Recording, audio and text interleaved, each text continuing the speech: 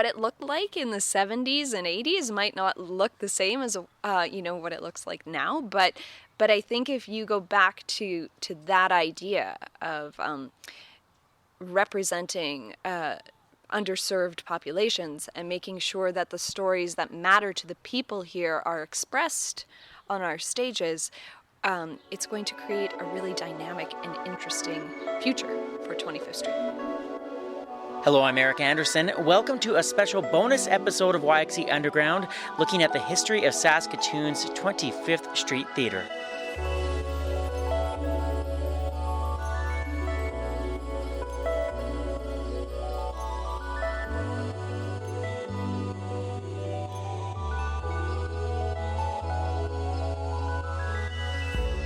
We are lucky to have a strong tradition of live theatre in Saskatoon, and what I've learned in the last few months is that 25th Street Theatre is at the heart of that tradition.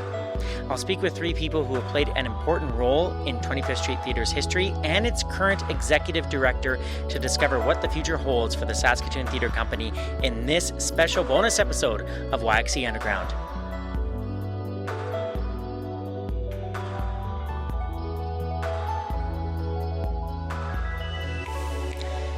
I hope your summer is going well. It's certainly different to have a Saskatoon summer without events like the Jazz Festival, Shakespeare on the Saskatchewan, and the exhibition, but this remains a very different time, so I hope you're staying safe and healthy. One of my Saskatoon summer staples is the Fringe Festival, which is produced by 25th Street Theatre. Now, due to COVID-19, the Fringe is not taking place in its traditional way, but it is moving online.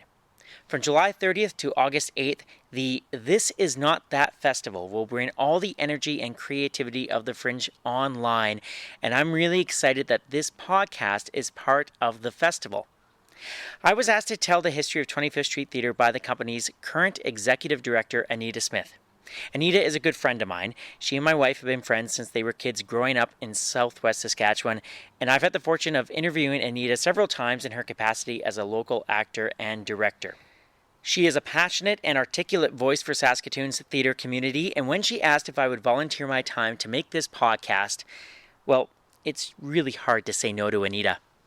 For brand new listeners of the podcast, YXE Underground features interviews with people who are making a difference in Saskatoon but are flying under the radar. The podcast just wrapped up its second season, with season 3 debuting in September. A few weeks ago, Anita came over to my backyard, which is where I am right now, to talk about 25th Street Theatre, the This Is Not That Festival, and why she's so excited about the future of the company. I started by asking Anita why she wanted to tell the history of 25th Street Theatre in a podcast. I wanted to tell the history of 25th Street Theatre because I've been in the job with 25th Street for a year, and when I got there and I started digging, I was finding it difficult to find information on what the theater company had done before.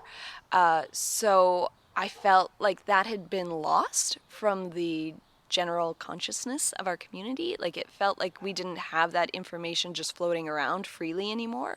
As a theater artist in the city, I know a lot about the companies that are working here because I've been involved with them. But 25th Street isn't producing their own work anymore. So that history, which was a very long history of them creating their own work and producing their own shows, seemed to have been lost. So I wanted to bring that back and start talking about what it was we had done, which would hopefully help us figure out where it is we want to go.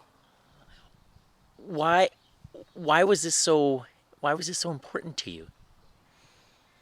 I think that 25th Street was really integral to establishing the theater scene here in Saskatoon in particular.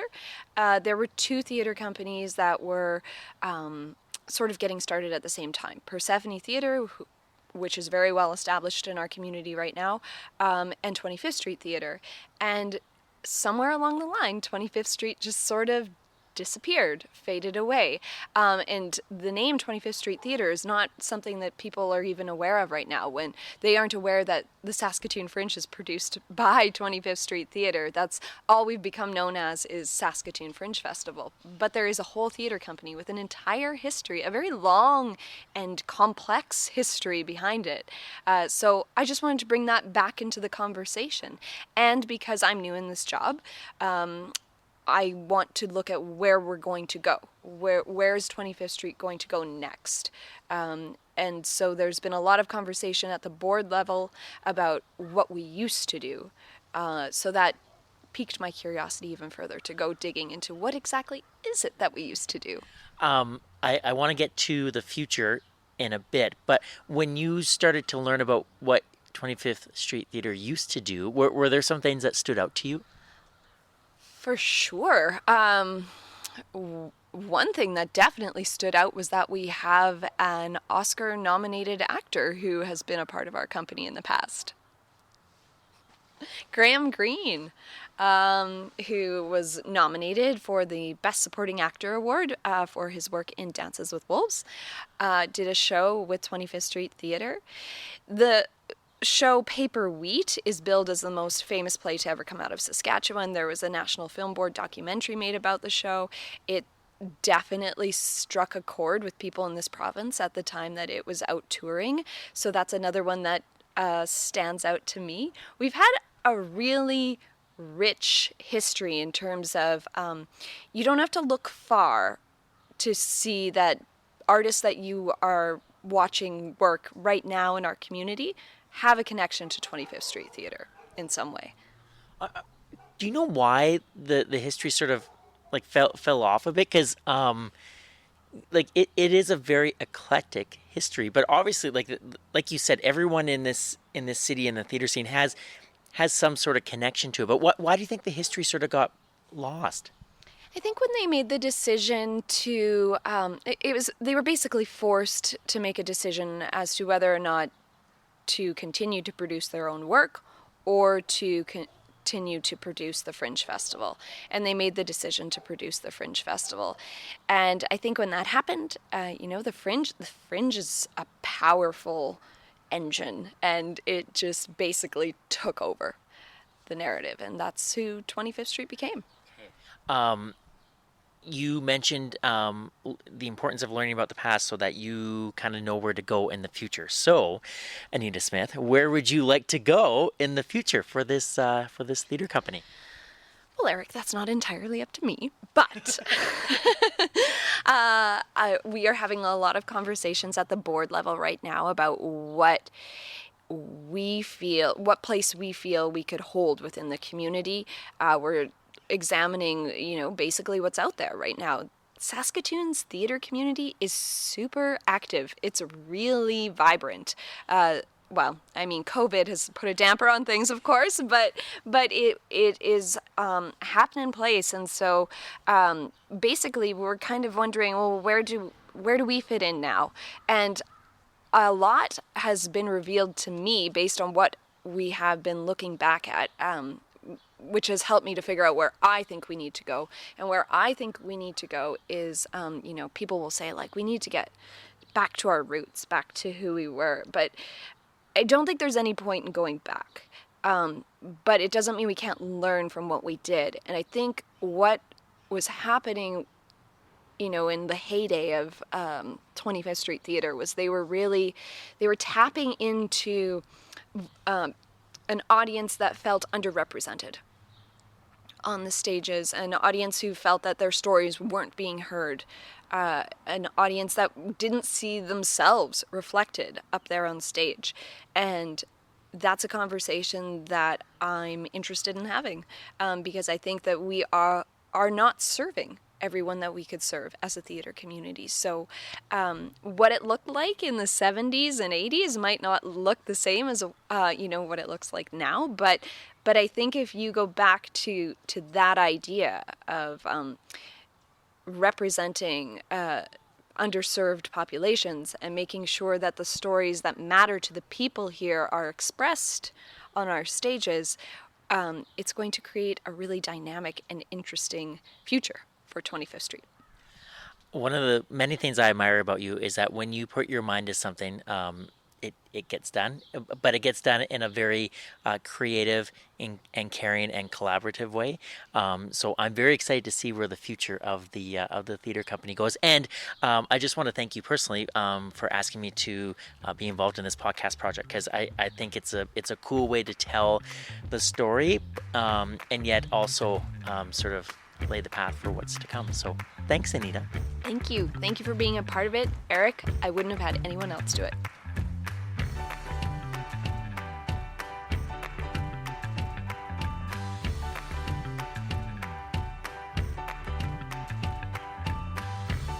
When looking at the history of Saskatoon's 25th Street Theatre, it makes sense to begin with Dwayne Brenna.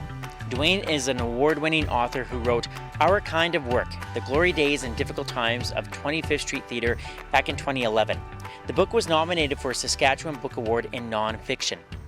Dwayne has a very eclectic history with 25th Street, and man can he tell a story, especially when it comes to the company's first artistic director, Andy Than. He gave me a wonderful history lesson earlier this month in his backyard here in Saskatoon, and I started by asking why he wanted to write a book on 25th Street Theatre. What kind of amazed me was their constant battles over finances with mostly the Saskatchewan Arts Board, but the Canada Council as well. Their struggles to get funding from them, and I know because I interviewed Andy Than for the book. I know he was more interested in me celebrating the artistic successes, and there were many. Paper Wheat was a huge artistic success, possibly the greatest example of popular culture to have left this province as a theatrical piece, playing across Canada, to rave reviews in places like Toronto and Montreal. So there was that, but there were also just some hilarious moments in the running of the theater that intrigued me too. I happened to work with Andy Than as an actor at the end of the period that I wrote about in 1982. I toured a show called the Laughin' Jack Rivers Show, playing a bartender, a kind of an anti-artist bartender. And the show featured a young Colin Munn, who's now known as Colin James, playing guitar.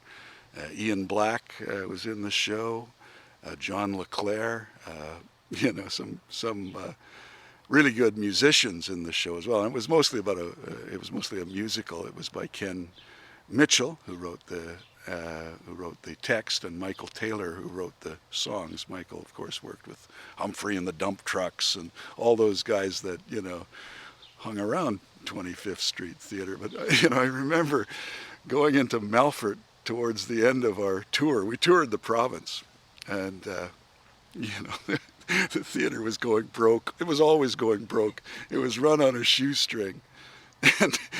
And we always sent an advance vehicle in with posters and things. And as we were approaching Melfort, we heard that the guy driving the advance vehicle was charged with auto theft, that the cops had impounded the vehicle so there would be no publicity for this show.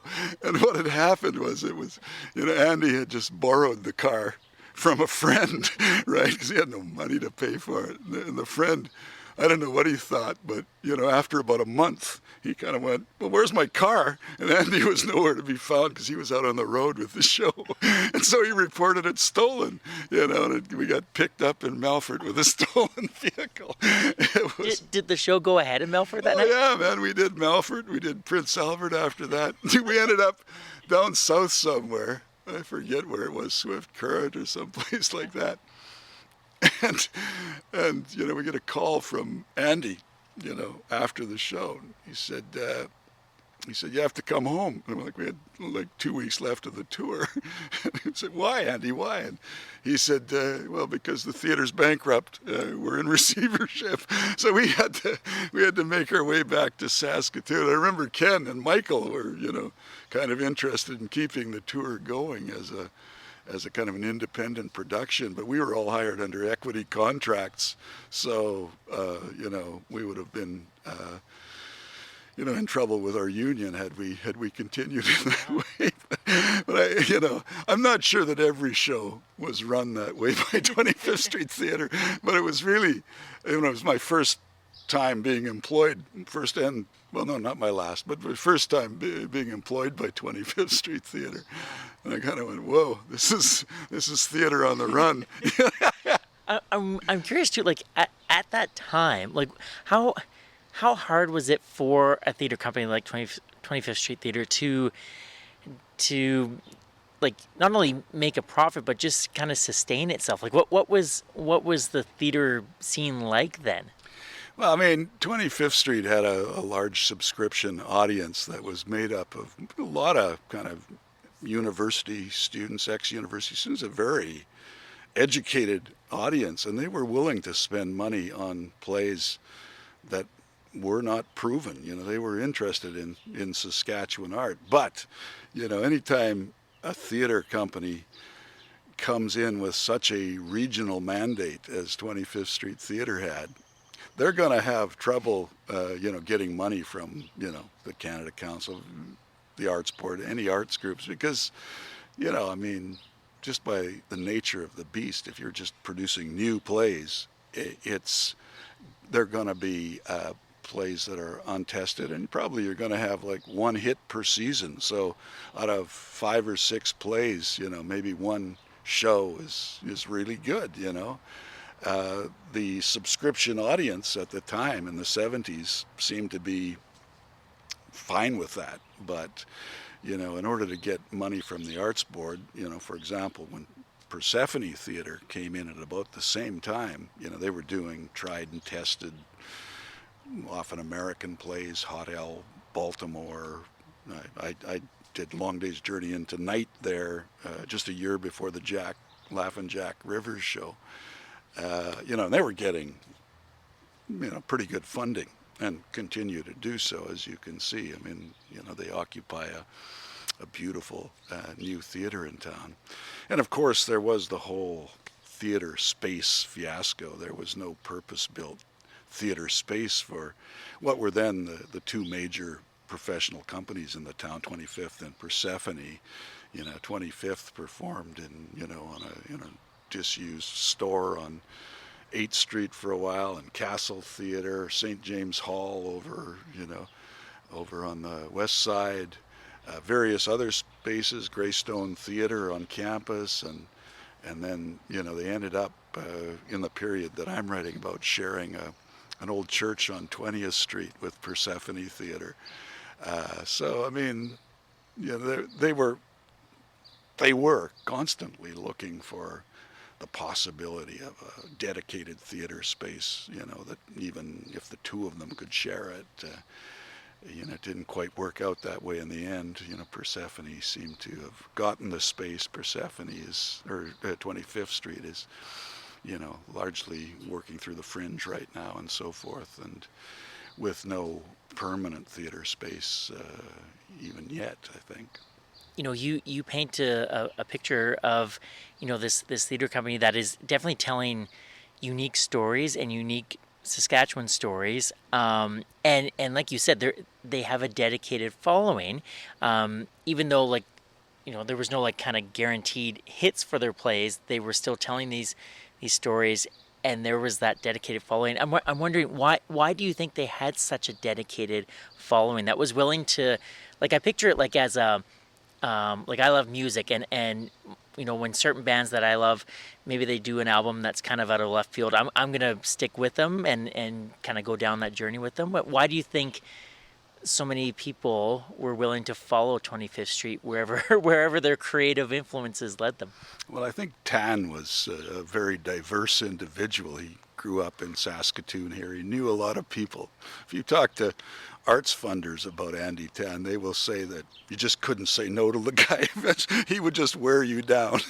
But he also did that with the people he worked with, not wear them down, but get them involved. So in his vision of 25th Street Theatre, he saw it as a kind of a polymorphous outfit. that was not just theater. It was literary arts, it was music, it was everything else. So, for example, Don Freed, if you were to interview him, would talk about his long association with 25th Street Theater. They also had a journal for a while called Targia, which was a literary journal, another feature of the theater back then, which Bill Boyle, who's a Los Angeles screenwriter now, was the editor for. So I mean, they were just so diverse. They appealed to such a broad sector of the community, but also, they were interested in popular culture. If you're looking at, the plays of most regional theaters, the repertoire is arguably, sort of upper class theater. It's it's plays that have done well on Broadway or on the West End of London and so forth. And if you look at Paper Wheat, it's got everything that popular theater should have. It's got juggling, a fiddle player, Bill Prokopchuk, who was the Western Canadian Fiddle Championship guy.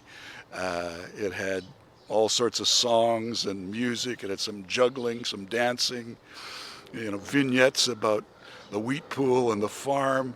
It was, if you were going to put together a show that somebody in Sint-Aluda might like just as much as somebody in Saskatoon, that would be the show, So, I mean, at its best, 25th was able to cover that huge sort of popular theater mandate. That's what made it really popular. I mean, I've got to say, they struggled for a few years. I mean, 1972 to 75 were a struggle for the theater, and it wasn't until Paper Wheat came out that all of a sudden the theater was seen to have come of age, and then that was followed by a string of hits, not necessarily regional hits anymore. By the late 70s they were doing Wolf Boy by Brad Fraser from Edmonton. They were doing various plays from Vancouver and Toronto as well. They were still Canadian in their mandate, but less regional in their mandate. And I mean, the problem with the whole regional mandate was there was no Saskatchewan Playwrights Center in 1975. So there were few people who would call themselves professional playwrights in the province at the time. Once the Playwrights Center came along, people could workshop plays.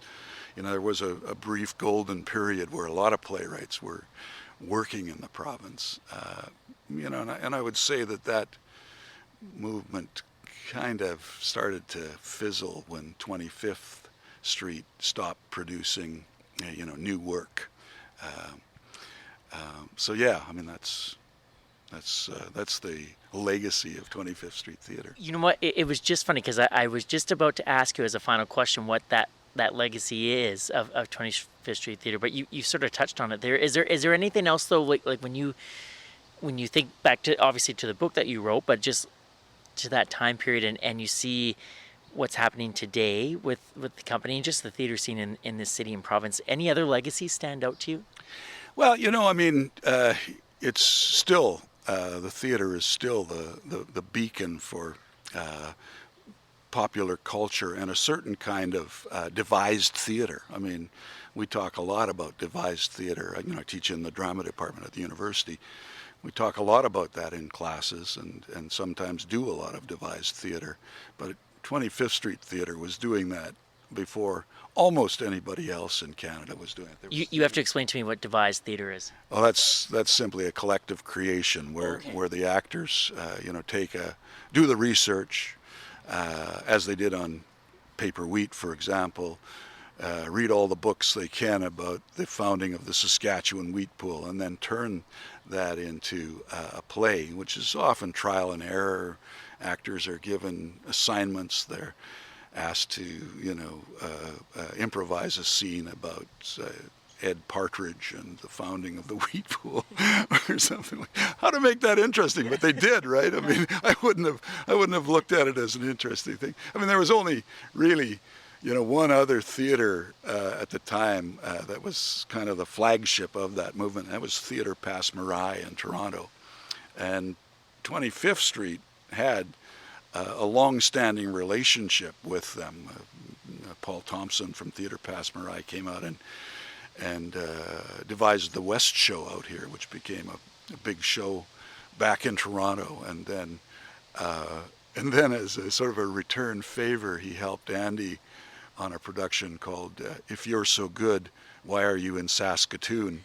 Which is what I think about 1978. I can't remember the dates, but yeah, I mean, so here's this beacon of devised, improvised theater in this province.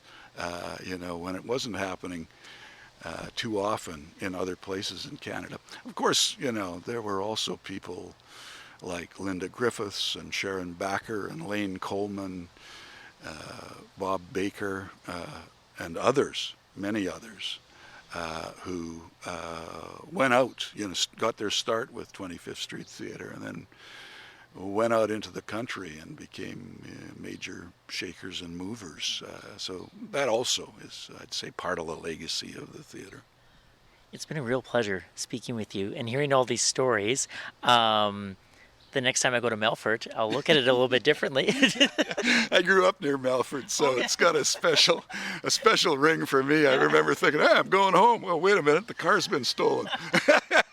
Oh, that's too funny. Dwayne, thank you so much for your time. Thanks for inviting me to your beautiful backyard on a sunny July afternoon. And yeah, thanks for sharing so many stories. Thank you. Thank you for coming, Eric, and I enjoyed talking to you.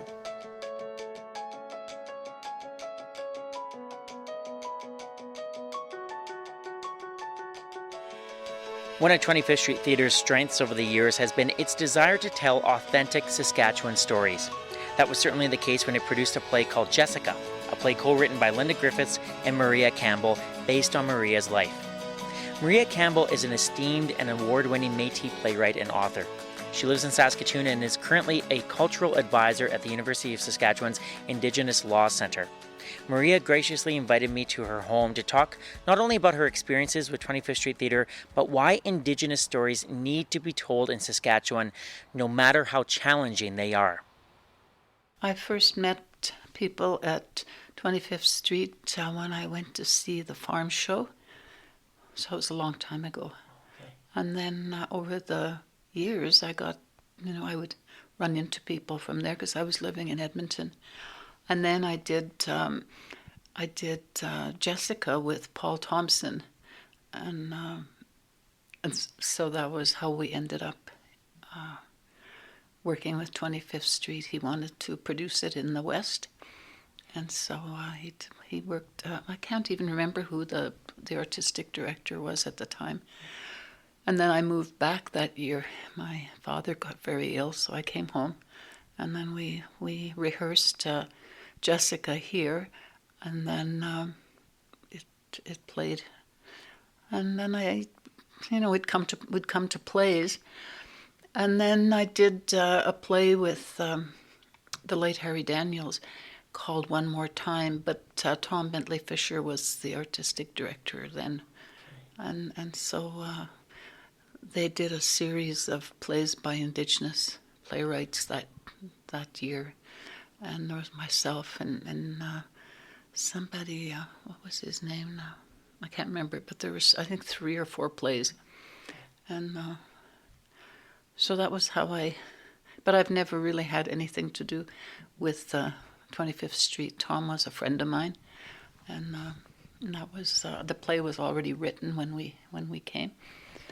And that was it. I don't know much about it since because it closed down after a while, and I'm wondering when you were living in Edmonton, as someone who you would go to plays produced by the 25th Street Theatre. What were their plays like back in the day?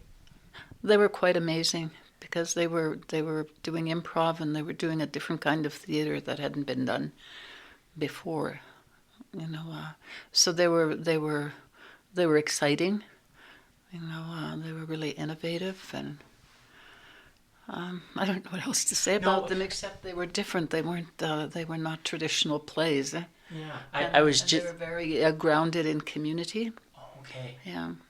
I was just when you were describing it, the word that popped into my mind was it must have been exciting to see that, and then you said it. But yeah, that must have been so neat to see, like, because it seemed like, and in doing a few other interviews too, it seemed like no one else was doing what they were doing at the time. No, I think the only theatre that I know that was doing it in Canada was Theatre Passe Muraille in Toronto, and I mean everybody was playing around with it, but they were 25th Street and Passe Muraille were the two that were really successful. When you started working on One More Time, did you feel comfortable knowing that this was the company that was going to produce this play? I didn't want to go away. I didn't want to, it wasn't a play that would have worked if it would have been someplace else. It was very local. Well, local, it was very Saskatchewan, so it would have been kind of difficult someplace else. Why do you think, Maria, it's important for theater companies like 25th Street Theater, not only in the past but especially now too? Why is it important for a company like that to tell Saskatchewan stories? Well, why would you want to tell somebody else's stories? I mean, we have some really powerful stories here, stories that nobody else can tell, and it just seems like I've never understood why people would want to tell stories about something else, other than the province. It's when I say it's exciting, the events in history, the just the way we are, it's you can't find people like that in other places. Well, you probably can. I might be kind of, but we do have a history of resistance in Saskatchewan. People are very people work together, or used to. We have incredible tensions. Everything is very passionate and very strong. I don't think that in Saskatchewan there's anything that's mediocre. It's all it's like the sky and the sunset. So you don't find any like that anyplace else. Even our tensions are like that. The tensions between people. There's nothing hidden about them. They're out there and in your face all the time. That's very true, and that's so true too about our skies and our sunsets. But you mentioned something that really piqued my interest, and that's the collaborative approach that can happen. And I'm wondering when when One More Time was being produced here, was it in your mind? Was it kind of a collaborative experience to go from the written word to actually being produced on the stage? Yeah, it was. I really hoped that 25th Street would do it. And then, could have went anyplace else after. It did tour in Saskatchewan, which is what I wanted. But it didn't leave the province because everything was kind of falling apart for 25th Street at the time. And so it was. There's a film producer that has it now, and they want to do a screenplay of it.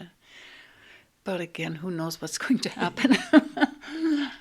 Was it important for you that it did tour around the province, though, at the time? Yeah, it was, because it was for me, and which is why I like 25th Street too.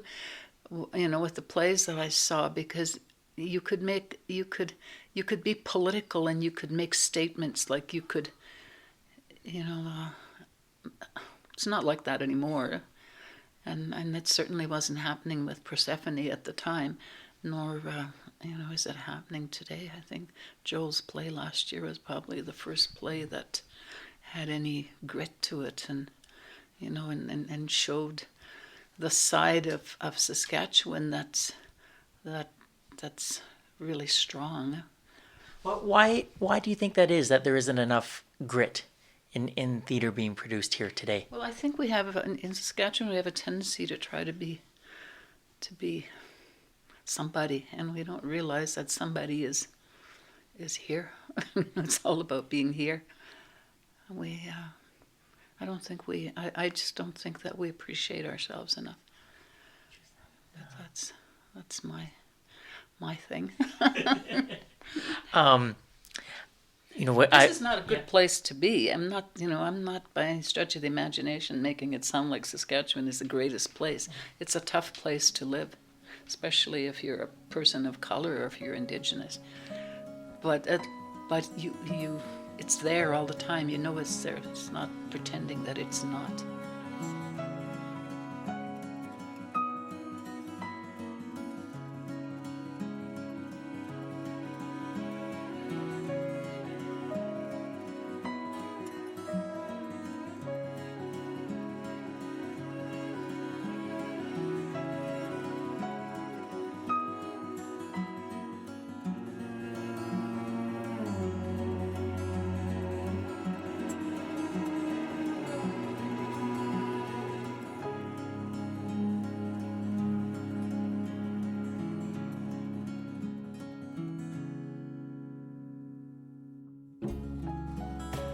You are listening to a special bonus episode of YXE Underground. I'm your host, Eric Anderson. In this episode, we're looking at the history of Saskatoon's 25th Street Theatre as part of the This Is Not That Festival, which is replacing the Fringe this year. You can subscribe for free to YXE Underground on Apple Podcasts, Google Podcasts, or your favorite podcast app. Stream episodes on Spotify or the website yxeunderground.com. And if you know of someone who is making a difference in our community but is flying under the radar, please let me know. You can send an email to ericandersonyxe@gmail.com. You can also follow the podcast on Facebook, Twitter, and Instagram.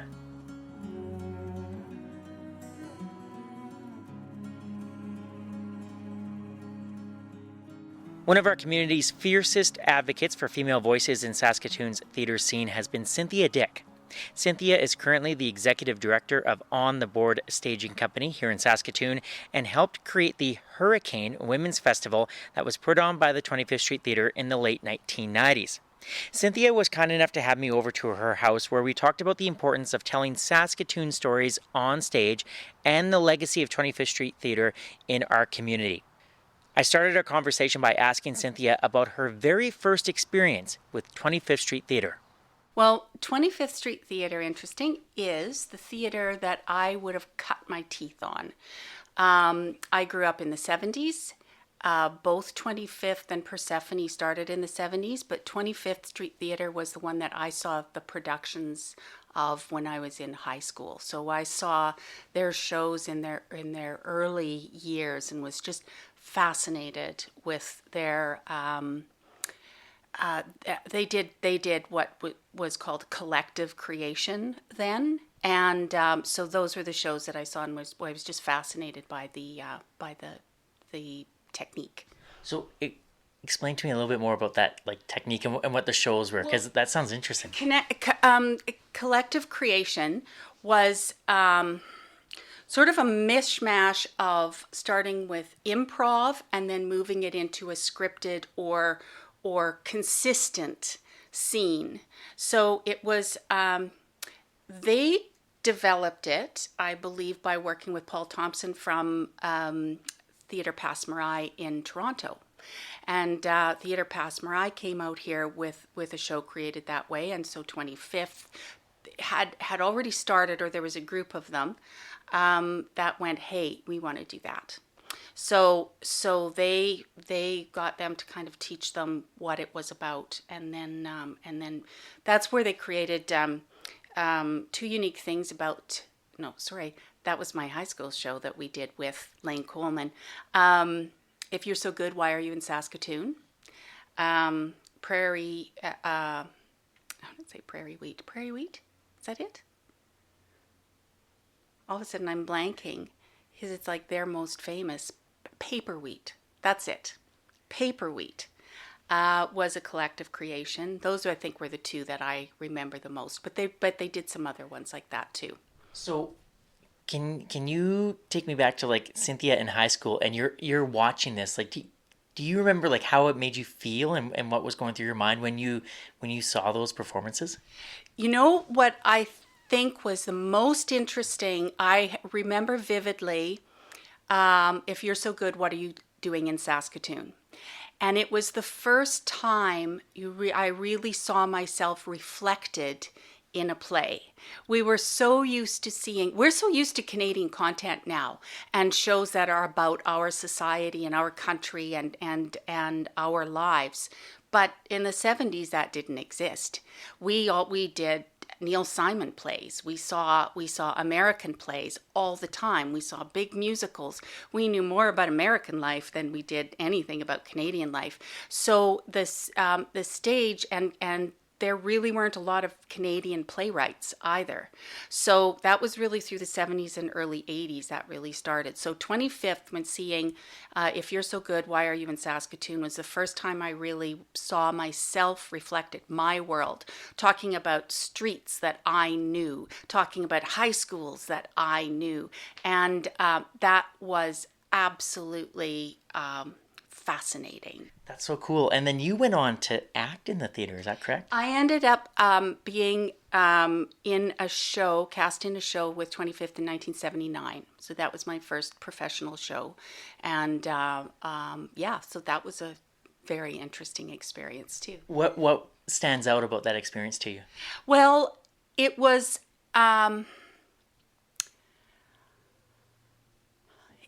intimidating, but it was also really informative, because we learn by that pack around us, right? So I learned from the professionals around me how a theater works behind the scenes, how the rehearsal process works, how you do a costume fitting, how you be what is the protocol for being in a dressing room with somebody. I mean, all those things you don't think of, right? So it's a very informative. Those first jobs are really important for actors, because it's telling them all of that, teaching them all of that behavior. Wow. Would you say it was a good place to cut your teeth and to learn all those things? Yeah, I think so. Yeah. I think so. Yeah. All right. So you watch the plays, you act in them, and then how does your relationship kind of ebb and flow in the next I guess few decades after that? Well, yeah, I left Saskatoon in the 80s and came back in about 99. So I came back in 1999, and that was with 25th, was just when the artistic directorship had been taken over by Glenn Cairns. I knew Glenn Cairns from university. I'd gone to university here in Saskatoon. And so that I got involved in the theater again. So I was on the board of directors, but one of the main projects I was involved in those first years was the Women's Festival, which became the Hurricane Women's Festival. That grew out of, Glenn was new in town. He was meeting, all these people were introducing themselves, wanting work, telling him who they were. He was getting, lots of auditions, meeting people. And there were zillions and zillions of talented women, but he knew there was very little he was going to be able to offer them. So he had a conversation with a young woman who sort of came to him and said, "Look, what you need to do something. We need to, we've got all these great women around, and you need to do something." And he said, "Okay, what should we do?" And so they thought about it. And she said, "Well, I don't know, but why don't we get a bunch of people, why don't we have a meeting, we'll get a bunch of people together, and we'll see what we can do." So I think, I was just reading in my notes, I think it was like 35, 45 people arrived at that first meeting. So that's how starved the women in the city were for doing things. The opportunity just wasn't here. Why wasn't the opportunity there at that time? We had Shakespeare on the Saskatchewan, we had 25th Street Theatre, and we had Persephone Theatre. Persephone Theatre is still doing very, I'm going to say traditional, as in standard theater, so it doesn't use many women. Shakespeare on the Saskatchewan really doesn't use many women. They do cross-casting now, but at that time there was no cross-casting. So the most you had could be cast in summer were 4 women. And 25th Street Theatre had been doing new plays, but they were usually small casts. So that was maybe 1 or 2 women per play. So there just wasn't, in the professional theater scene, there just wasn't a lot of work. Can you explain just what is to your left here, because this is audio, but I'm looking at a binder. Yes. Right now, Cynthia. Yes, I started. There was the Women's Festival was kind of conceived by this huge group, but then it was administered just through a volunteer committee, of which I was a part of that volunteer committee. And kind of loosely chaired in the first year, and then went on to chair and kind of coordinate all the volunteers and the whole festival after that. So the binder that you see to my left is the binder of the archives of the festival. So mostly it was a little bit of a blueprint for me of the technical ongoing things of the scheduling and how many people and how many volunteer hours and what was the audience and the worksheets and who did what and the different job descriptions. It's a thick binder, Cynthia. It is a thick binder. Look at all those tabs. And this is really only from 1 year. So this is kind of would have been the thing that it would have been for 1 year, and then you would try to do a template for each year as you were going. But I did find some interesting things when I knew I was going to be talking to you, because I found the first festival, which was just called the Women's Festival, March 8th to the 14th of 1999. And that was at Capri Place, which is now Lighthouse. It used to be the Capri Hotel. And 25th Street Theatre had a temporary theatre in there for a couple of seasons in what used to be the bar, the Capri Bar, yes. And so that was the space we were in the first time. And do you remember the energy of that first festival that you're talking about now? Like, what was that energy like? It was amazing. Yeah. Now, I look on this poster. It says 33 participating groups. So there were a lot of people involved in this, and that was theater, that was visual art, music, poetry, and literary readings. So it spanned. It was really a jam-packed. I think the first year it was like just 7 days or something. But funny story. We had, and I looked at this, and that was remind me. This is the press release from the first festival, and there was the press conference on Wednesday the 3rd, and it was at the Capri, and we were all there. We got all the performers and everybody that could be there, so we could have a full room for the press, and everybody had their little speeches and all the stuff, and we're waiting, and there's no press, and they had RSVP'd, like we were expecting people, and it's just like nobody. So finally somebody said, of course pre-cell phones, said, okay, I'll make a phone call and find out if I can find out what's going on. Well, all the news outlets in town had left, and all the cameras had left town. This is morning, probably 11 or something. Yeah, 10 a.m. Because there were dead cows in a field south of the city. So if it was like Hanley Davidson, I'm not positive where, but it was dead cows in a field. So, which was a mystery as to what was happening, but all the news outlets hit the road to go, and we're standing there going, so are they going to take pictures of dead cows in the field? Like, what the heck? But to this day, that remains an expression that anybody that was involved in there, my husband is one of them, that we use. It's an expression for what we use when you're expecting somebody and they don't show up. And we say, must have been dead cows in a field. That's a really great story. It's hard to compete with dead cows in Saskatchewan. Well, it's true, isn't it? It is true. Yes. How long did the Women's Festival run for, Cynthia? Now, 99 was its inaugural. Second year, so 2000 was Hurricane Betty. So that's when it got its name, which was it's spelt like HER dash Icane. So Hurricane, and the idea being then that we could change the name every year. So it could be Betty as you change the name of hurricanes as you go along. And then in 2000, so first we were in the Capri. The second year we were in St. John's Hall because that's where 25th moved then. And then 2000, no, that was 2000. 2001, I believe we were in the Refinery then. Because that's when the Refinery Arts and Spirit Center opened, and 25th used that for the Hurricane Festival and for Fringe Festival. Okay. So I think that's where we ended up. I am not sure the exact year it ended. I was involved in the planning of the festival for those first two years, very much, maybe in a bit of the third. But then there was new management, there were new people involved, and it went another direction.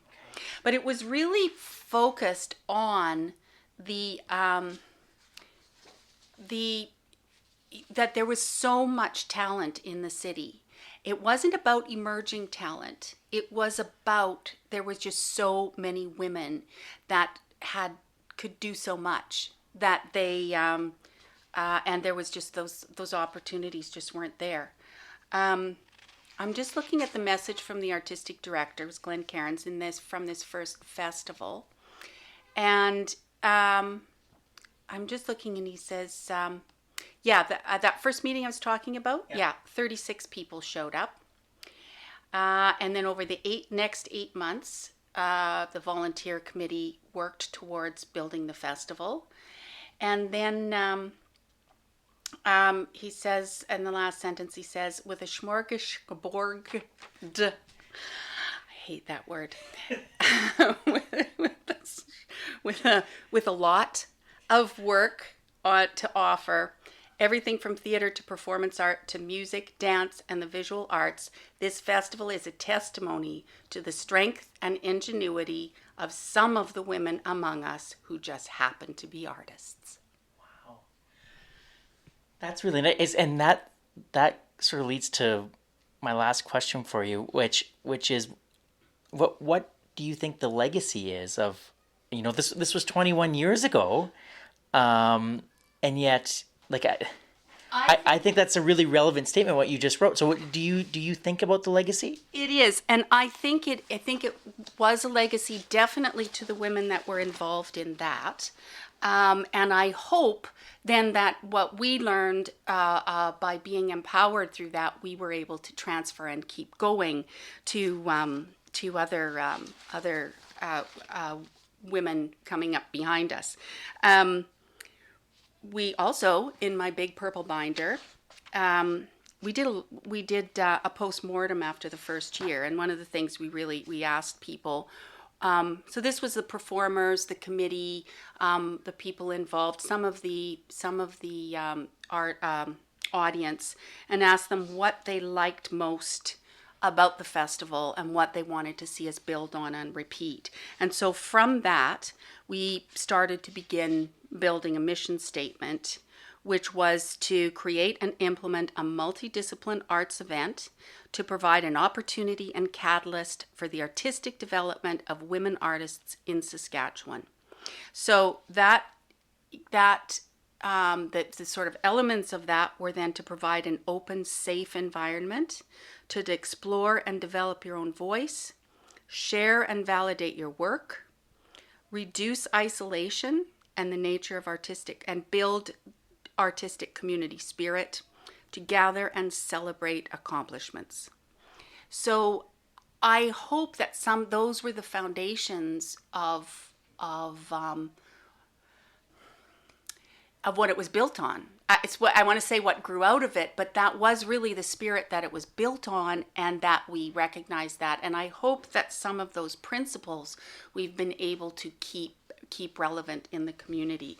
If you look at some of the early programs, of the people that were involved in those festivals, there are people that are still involved in the theater community here today, as well as the visual and literary communities. So they weren't lightweights. They weren't lightweights. There was a lot of great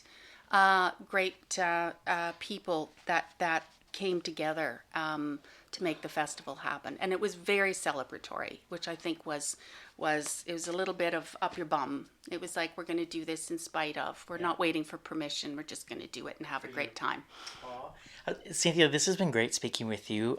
Thank you so much for explaining not only your deep connection with 25th Street Theater, but then the history of the Women's Festival, and the next time no media show up to an event I'm hosting, I will think of dead cows and you. So dead cows in a field. That's where it's just gonna go. Damn it! Must be dead cows in a field somewhere. Cynthia, thank you so much for the time. I sure appreciate it. Thank you. Thank you very much.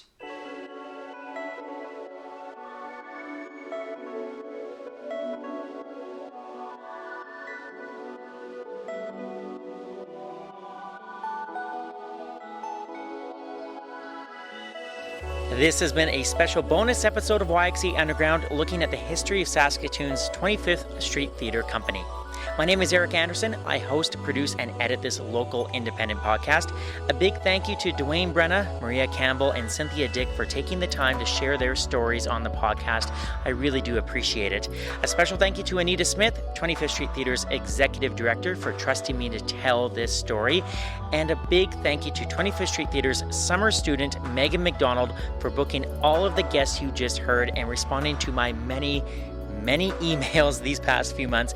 Megan, you are a rock star. Don't forget to subscribe to YXE Underground on Apple Podcast or wherever you find your favorite podcast. Feel free to leave a review as well. You can also stream episodes on Spotify or on the website yxeunderground.com.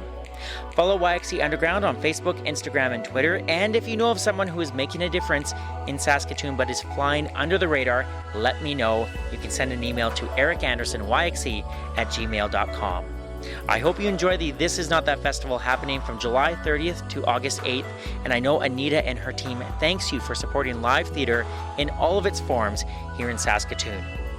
Before I go, I would like to acknowledge that all of these interviews were conducted on Treaty 6 territory and the traditional homeland of the Métis. YXE Underground is a production of the Salthammer Production Company. My name is Eric Anderson. Thank you for listening, and we'll talk to you soon, Saskatoon.